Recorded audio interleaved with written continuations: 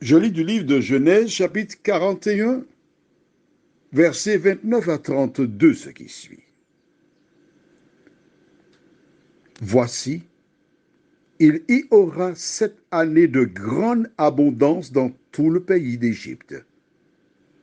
7 années de famine viendront après elles, et l'on oubliera toute cette abondance au pays d'Égypte, et la famine consumera le pays. Cette famine qui suivra sera si forte qu'on ne s'apercevra plus de l'abondance dans le pays.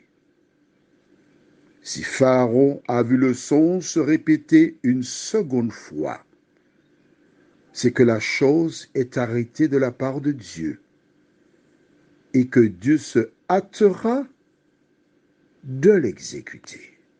Prions. Notre Seigneur et notre Dieu, nous allons avancer dans la compréhension de ce récit. Merci pour ta parole. Merci de nous éclairer. Merci pour le Saint-Esprit.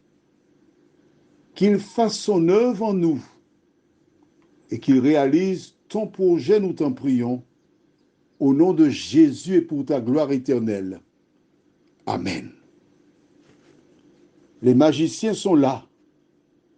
Ils découvrent la signification du songe.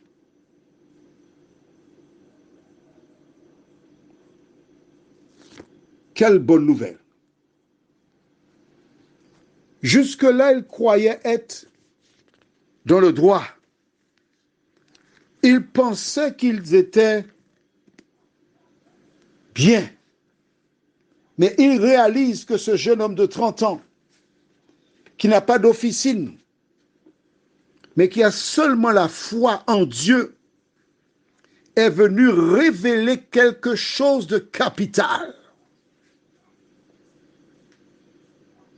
7 années de famine attendent l'Égypte. Dieu révèle cela.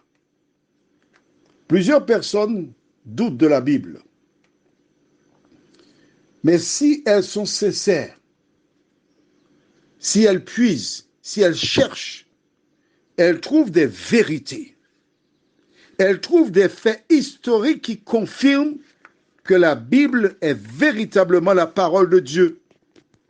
Car si tu cherches dans l'histoire d'Égypte, s'il y a eu une période de famine, tu trouveras cela écrit dans l'histoire.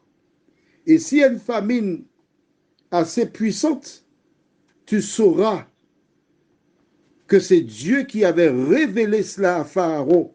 Mais en dehors de cela, quand nous allons avancer dans la compréhension des autres versets, je vais te donner un élément fondamental. En fait, tu peux déjà commencer à chercher.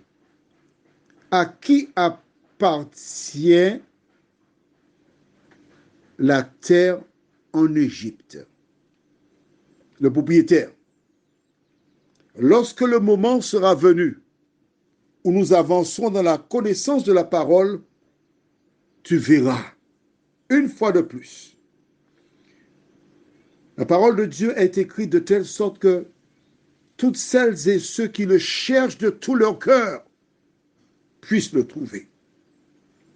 Mais ce que j'aime au verset 32, si Pharaon a vu la chose se répéter 2 fois, c'est une chose certaine qui vient de Dieu, qui se hâtera de réaliser cette parole-là. Avant son départ,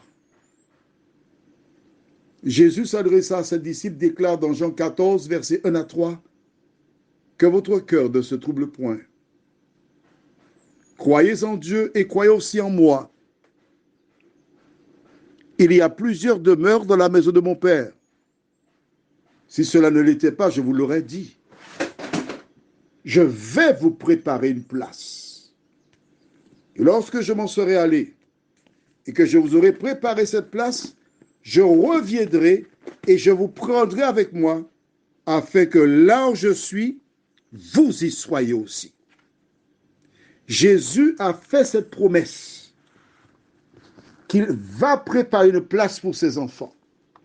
Qui que tu sois, qui m'écoute ce soir, Jésus a dit qu'il reviendra chercher ses enfants. Plus tard, avant de partir vers le ciel, il donna ses consignes aux disciples. Et tandis qu'il était enlevé, 2 anges vinrent et dirent, hommes galiléens, pourquoi regardez-vous vers le ciel? Ce Jésus que vous avez vu, qui est enlevé, reviendra de la même manière que vous l'avez vu partir.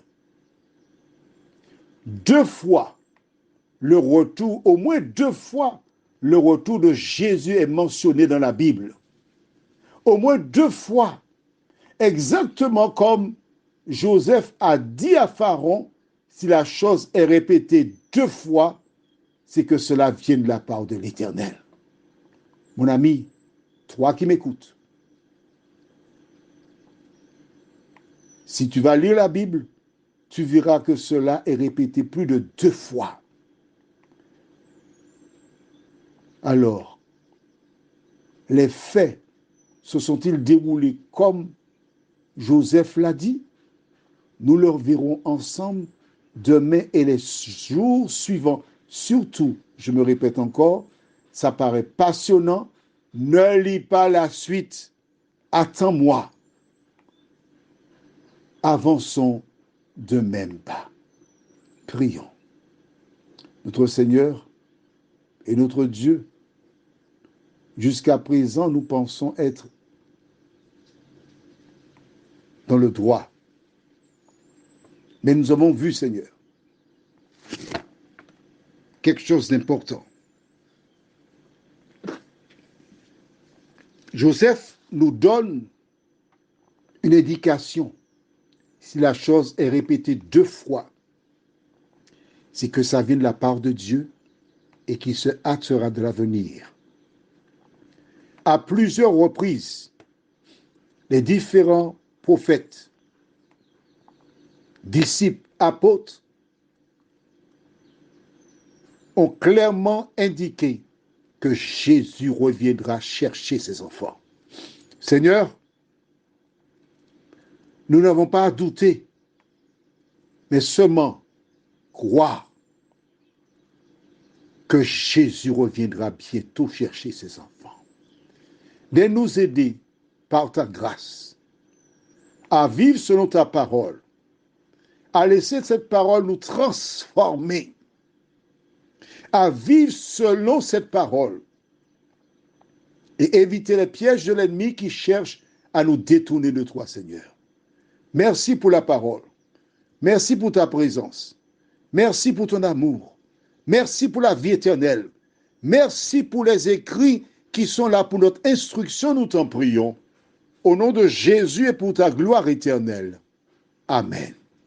Je te souhaite une bonne nuit, en espérant que Dieu nous permettra de nous retrouver demain soir. Mais s'il revenait cette nuit, je te donne rendez-vous près du premier arbre que tu verras où il y a des sapotilles, parce que j'aime beaucoup les sapotilles. Et nous allons échanger. Il y aura peut-être beaucoup d'arbres de ce type, mais tu me trouveras par la grâce de Dieu. J'espère que tu y seras aussi. Je te souhaite une bonne nuit.